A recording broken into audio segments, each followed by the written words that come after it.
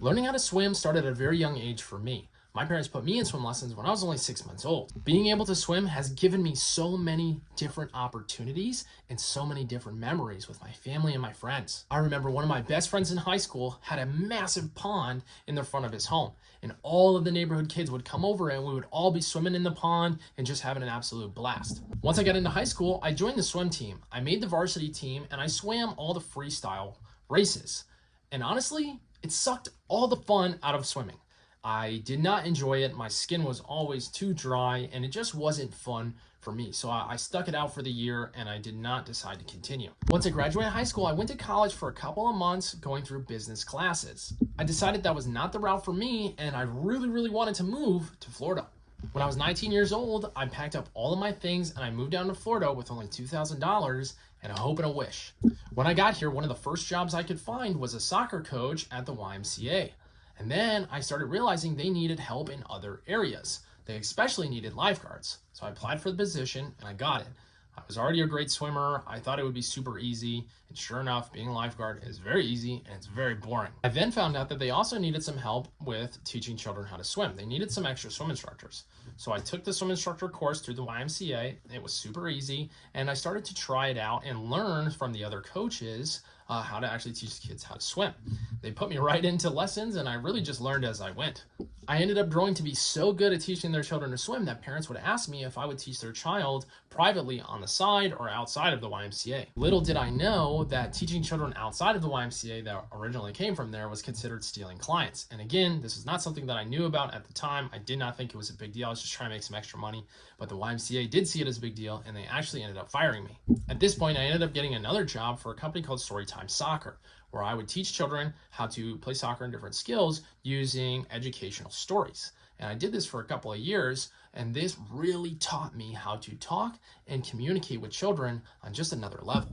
This company taught me so much about early education and how to teach a young child new skills that I was able to apply later on in life. After a couple years of working there, I decided to start trying to make some extra money again, teaching swim lessons on the side. Now, this wasn't the YMCA, so they didn't care if I was teaching swim lessons on the side or not. So I started doing that for a couple of people that were already students at the soccer program. As I was teaching them, it just led into more and more students. And we ended up just teaching 15 to 20 kids a week at their homes. I ended up getting this client who was extremely wealthy. He had a very big home and he was just very well off. Turns out he was a business owner and he started a company called hotelplanner.com.